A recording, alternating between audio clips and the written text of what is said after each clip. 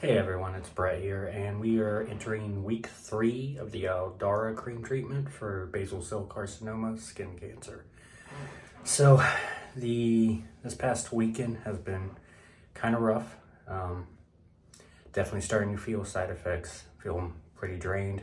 The heat's not helping, it's 80 degrees out, so that's to be expected.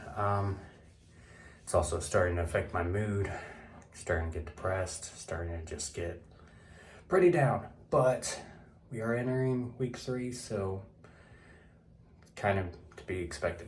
So as you can already tell, it's kind of not pretty looking, so graphic warning. I'm going to do a zoom in on this thing.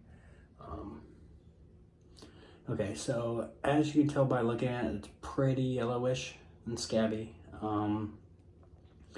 It's been forming like these pus bubbles, I guess you would say, which is just lovely. But they're hard. It's not like, I don't know, they're not super sensitive. Still itches like crazy, quite a bit. But as you can see there, yeah, it's pretty crusty. It does open up a little bit and kind of weep. Not so much bleed. There's not a lot of pain there either. Hasn't began to hurt, but you can also notice that it's gotten bigger, kind of getting closer to the eyebrow, which I'm not loving. Hopefully that's kind of the cutoff point right there. And if we look on the other side, the other spot is pretty broken out too. Not nearly as bad. That one does kind of sting a little bit. That's more like an open wound type deal, and it bleeds a lot more. But yeah, not pretty. It's week 3 though, like I said, to be expected. That just means that it's working. We're not at the halfway point yet, but I don't know.